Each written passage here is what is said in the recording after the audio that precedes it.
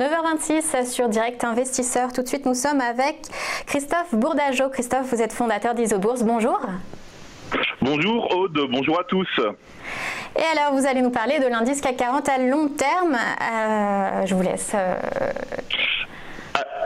Très bien Aude. Alors avant toute chose, je voulais juste préciser donc que Isobourse c'était un logiciel d'aide à la décision qui permet de détecter les opportunités d'investissement à partir d'un modèle mathématique qui est la pression Isobourse, et que juste rappeler encore que la pression Isobourse c'est un algorithme propriétaire que nous avons développé et qui analyse et synthétise plusieurs centaines de règles mathématiques et statistiques basées sur le prix des actifs financiers. Donc ça c'est très important de le rappeler. Donc pour en venir maintenant au CAC 40, donc en fait à long terme, la tendance long terme est très importante puisque c'est elle qui donne vraiment l'orientation du marché vraiment. L'indice CAC 40 évolue dans une tendance haussière de long terme, donc depuis le deuxième trimestre de l'année 2013, une tendance qui s'est renforcée au quatrième trimestre de l'année 2016.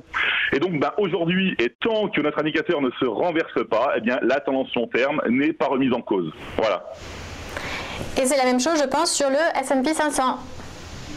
Alors, sur le S&P 500, eh bien, de la même manière, à long terme, eh bien, l'indice S&P 500 évolue lui aussi dans une tendance haussière de long terme, donc depuis le premier trimestre de l'année 2011, une tendance qui s'est renforcée au deuxième trimestre de l'année 2016, et là, on voit que les courbes de pression Isobourse trimestrielles évoluent toujours positivement. Donc, pour l'instant, eh bien, tant, encore une fois, je le répète, que notre indicateur long terme ne se renverse pas, eh bien, il n'y a pas de raison de penser que le marché peut baisser. En fait, en tout cas, il peut consolider, il peut stagner, mais pour l'instant, on reste avec une vision entièrement positive sur le marché. Malgré les tensions géopolitiques du moment et la politique commerciale protectionniste de Donald Trump?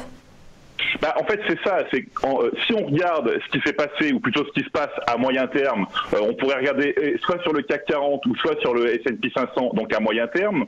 Eh bien, on voit qu'à moyen terme, notamment sur le CAC 40, justement au cours des derniers mois, notre indicateur, lui, s'est montré prudent sur le CAC 40 à moyen terme, avec justement l'emmêlement des courbes de pression Isobourse. On le voit bien sur le graphique, on voit des courbes qui se sont emmêlées, et justement à ce moment-là, eh bien, on était dans une consolidation. Mais aujourd'hui, ce qu'on voit, c'est que les courbes semblent vouloir confirmer une fin de correction et donc une reprise de la tendance haussière à moyen terme. C'est pareil si on passe sur le graphique moyen terme du S&P 500, où là aussi on voit que depuis juillet 2016, les courbes évoluent positivement. Elles se sont récemment approchées, mais elles ne se sont pas croisées à la baisse, ce qui configure que le marché, pour l'instant, reste dans une orientation haussière de moyen terme.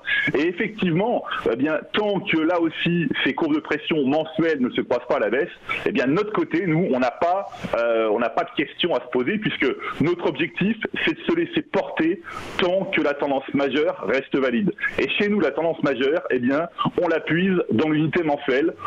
Pourquoi ?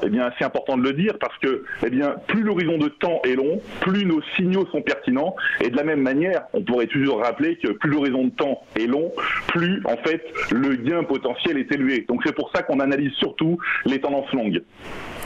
Et du côté des valeurs individuelles, vous vouliez nous parler de ST Microelectronics. Oui, alors je vais vous parler d'ST Microelectronics. Pourquoi ?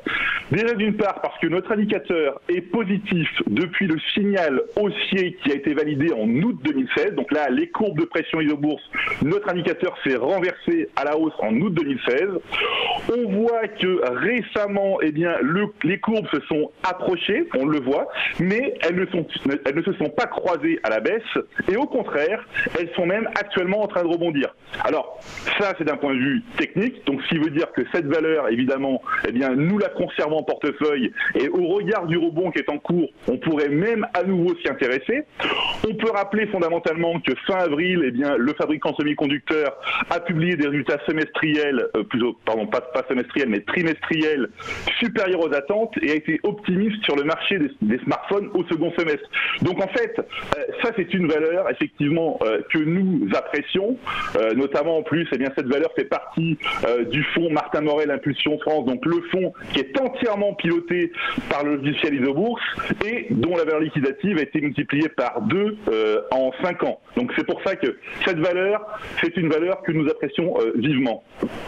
Un top donc, et du côté d'Atos. Alors Atos, eh bien, contrairement à ST Microélectronique, ST Microélectronique, on est positif. Atos, c'est tout à fait le contraire. On voit sur le graphique que notre indicateur s'est renversé, donc les courbes de pression isobourse se sont croisées à la baisse en novembre 2017.